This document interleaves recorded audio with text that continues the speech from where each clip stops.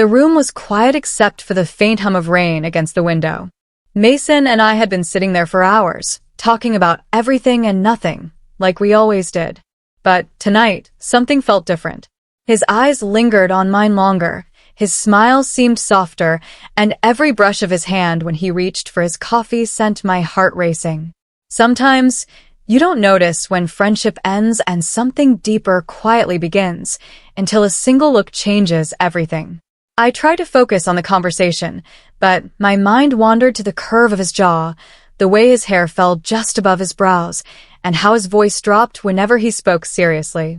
It wasn't new, I had noticed these things before, but tonight I wasn't just noticing. I was wanting.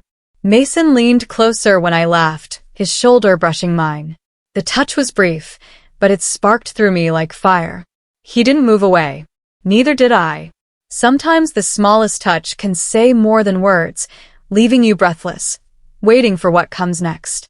The rain outside grew heavier, drumming against the glass, and he shifted closer, his arm now stretched casually along the back of the couch. I could feel the warmth of him, the weight of his presence, and it made my pulse quicken. "You're quiet tonight," Mason said softly, tilting his head. His eyes searched mine, patient but piercing, as if he already knew the answer.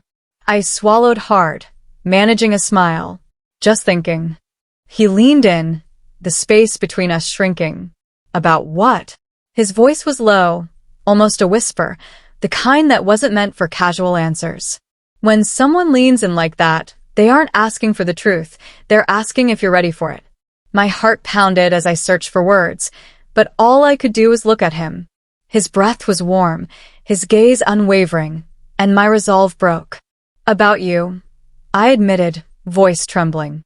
For a moment, silence filled the air, heavy and unspoken.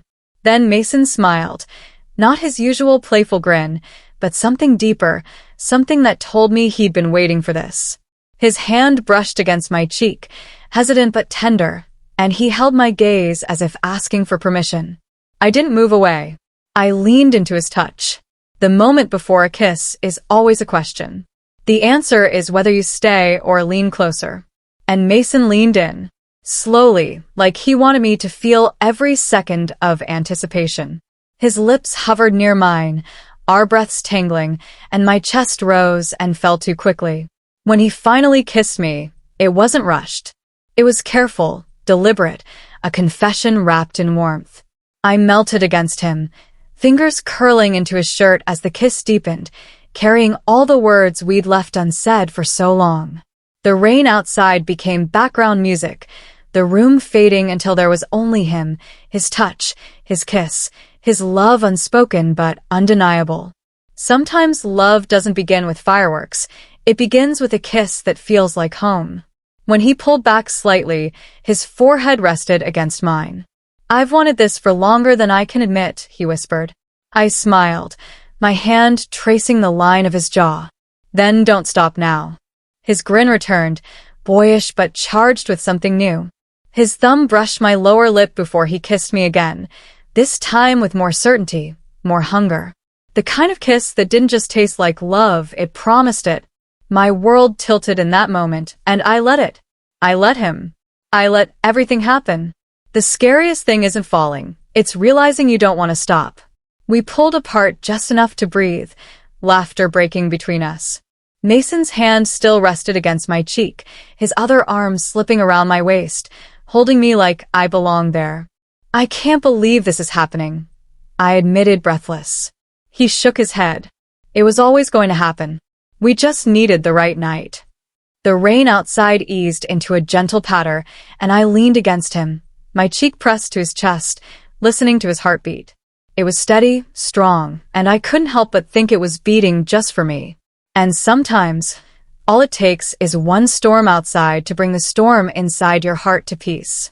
The night stretched on, but neither of us seemed in a hurry to move. The living room felt warmer now, though maybe it was just the heat between us. Mason's thumb traced slow circles on the back of my hand, and every touch made my pulse quicken. "I don't want this night to end," he murmured, his eyes never leaving mine. "Then don't let it," I replied softly, leaning closer, daring him to close the space again. Some moments are so fragile that you pray time itself slows down, just to make them last forever. Mason kissed me again, this time with no hesitation. It was deeper, bolder, carrying a hunger that had been waiting too long.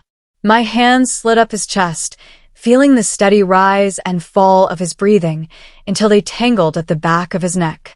When he pulled me closer into his lap, I gasped softly, surprised but not resisting. His grin told me he'd been hoping I wouldn't. His arms wrapped tightly around me, and in that moment, I knew I was exactly where I was meant to be. Sometimes love doesn't knock gently. It crashes in, daring you to hold on tight. The rain outside softened into silence, but inside, the storm between us only grew. Mason's fingers trailed lightly down my back, leaving fire in their wake, while I pressed closer, unable to get enough. He pulled back just enough to look into my eyes. "Tell me to stop, and I will," he whispered, though his voice carried the weight of hope that I wouldn't. I shook my head firmly, my lips brushing his. "Don't stop." His relief was visible, a smile ghosting across his lips before he kissed me again, fiercer, like he'd been holding back for years. The boldest confessions aren't spoken, they're lived, in the way two hearts finally collide. We shifted, laughter bubbling between kisses as we stumbled toward the couch cushions. Mason guided me gently, laying me back, his body hovering over mine, his eyes never breaking from mine. His breath was quick, but his touch was careful, reverent, like I was something precious. "You're so beautiful," he murmured, brushing a strand of hair from my face. The sincerity in his tone made my heart squeeze. I touched his cheek, smiling. "You've been hiding too much from me, Mason." His grin was playful, but laced with truth. "Not anymore." Love hidden too long becomes unstoppable when finally set free. The room filled with quiet sounds, our laughter, our whispers, our kisses layered with promises neither of us had spoken before tonight. My fingertips traced the lines of his shoulders, the strong curve of his back, memorizing him in ways I'd never dared before. He pressed his forehead against mine, his voice low. "I never thought you'd feel the same." I laughed softly, shaking my head. "You really are blind, Mason." His chuckle rumbled against me as he kissed me again, this time slower, savoring, making every second count. Sometimes the greatest surprise is realizing the love you dreamed of was waiting right beside you all along. The night wore on, but neither of us noticed the time. The rain had stopped, replaced by a silence filled with warmth. Wrapped together under a blanket, his arms firm around me, the world outside felt far away. I traced lazy circles on his chest, listening to the steady rhythm of his heartbeat. "So, what happens now?" I asked softly, afraid of breaking the spell. Mason tilted my chin up, so I had to look at him. His eyes were steady, certain. "Now? I don't hide anymore. I love you, and I'm not afraid to say it." The most powerful words are not whispered in the dark. They're declared, even when the light comes.